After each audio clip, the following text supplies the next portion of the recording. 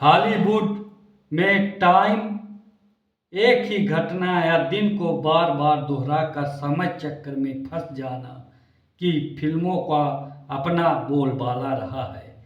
वहाँ time loop पर Groundhog Day, Edge of Tomorrow, Source of Code, Happy Birthday, Palm Springs, Somewhere in Time जैसे कई यादगार फिल्में बनी हैं। हमारे बॉलीवुड में टाइम लूप पर लूप भाग जानी, बार बार देखो जैसी गिनी चुनी फिल्म ही आई है।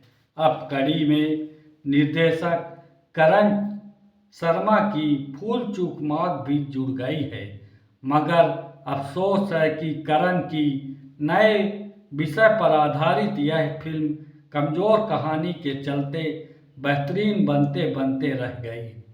भूल चूक माफ कहानी का बैकअप बनारस है, जहां रंजन उर्फ बाबू राजकुमार राव एक ऐसा बेरोजगार लड़का है जो खूबसूरत और चंचल तितली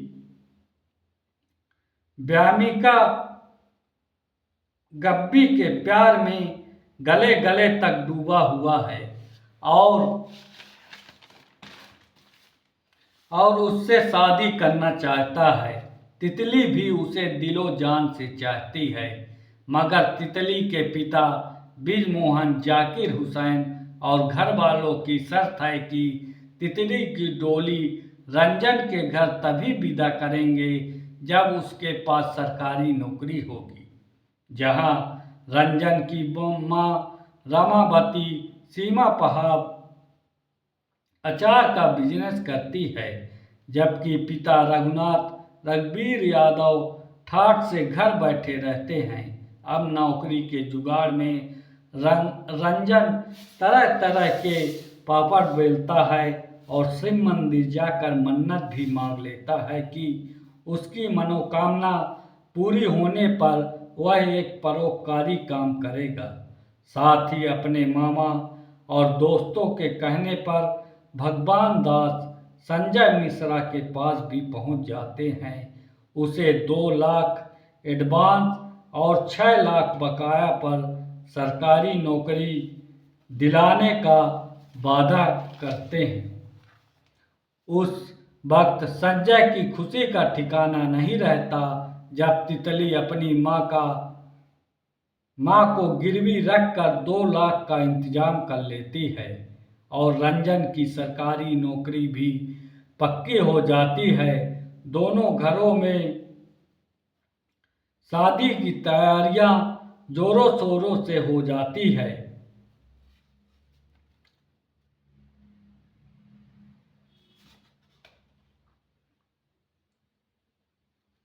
कि रस्म के बदलाव रंजन अगले दिन से सोकर उठता है तो उसे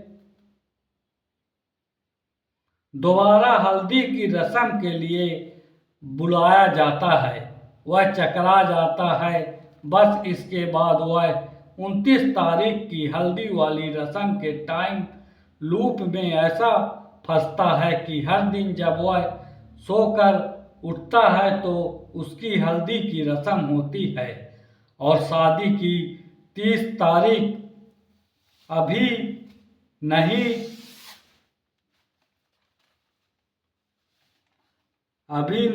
बनी। इस टाइम लूप से निकलने के लिए वह अपनी अधूरी मन्नत भी पूरी करना चाहता है। अगर समय से चंगुल से निकल नहीं पाता, हताश रंजन आत्महत्या पर उतारू हो जाता है, मगर तभी उसके जीवन में एक खुलासा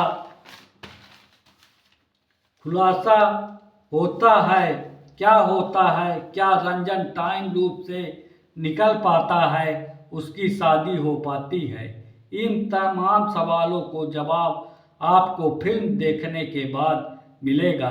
भूल चूक माफ रिबू निर्देशक करण शर्मा ने अपने निर्देशकी डेब्यू के लिए संदेह एक नया और अलग थलग विषय चुना है, मगर इस विषय के अनुरूप कहानी और स्क्रीन प्ले का तारतम्य नहीं बिठा पाई।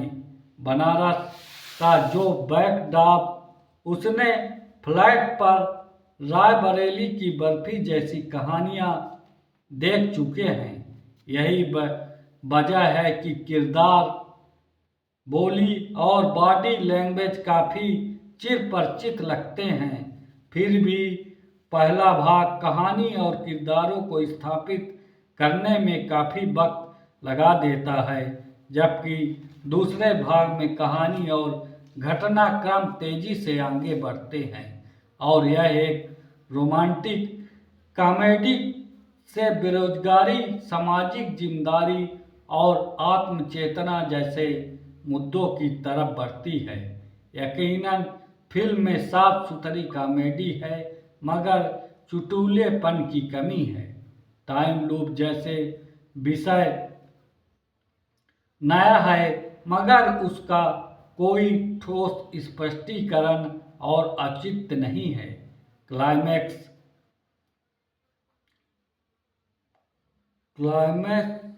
अनुमानित है। फिल्म 2 घंटे की है, मगर पहले हाफ के कारण लंबी लगती है। सिनेमाटोग्राफर संदीप चटर्जी बनारस का गलियों का कैप्चर करने में कामयाब रहे। तनिष्क बंगाली के संगीत में तितली उड़ी कोई न जैसे गाने को ठीक लून पड़ा है, मगर लव आजकल का गाना चोर बाजारी मूल गाने जैसे रंग नहीं जमा पाई है। फिल्मों में गाने की संख्या भरमार है, जो कई बार कहानी को बाधित करते हैं। अभिनय की बात की जाए तो राजकुमार राव एक ईमानदार अभिनेता हैं, मगर दिक्कत यह है कि इस तरह की भूमिकाओं में उन्हें पहले देखा जा चुका है, इसलिए किरदार में नएपन का अभाव खटकता है। बावजूद इसके उन्होंने अपने किरदार के साथ न्याय किया। तितली की भूमिका में यामिका गब्बी ने रंग जमाया। वह चुलबुला, चंचल और थोड़ी सी पगलैट लड़की की भूमिका में अच्छी और कई पर खूबसूरत लगी है। फिल्म में कई जाने माने धुरंधर कैरेक्टर आर्टिस्ट का मेला है। इसमें संजय मिश्रा, सीमा पाहबा, जाकिर हुसैन, रघुवीर यादव, इश्तियाक खान, प्रगीत मिश्रा जैसे तमाम कलाकारों ने अपने रोल और उपस्थिति से छोटे शहर के माहौल और विसंगतियों की एक बखूबी निभाया है। क्या देखें, टाइम लूप जैसे नए विषय के शौकीन और हल्की फुल्की कॉमेडी के लिए यह फिल्म देखा जा सकता है। यह फिल्म आप ज़रूर देखें और अपने चैनल पर न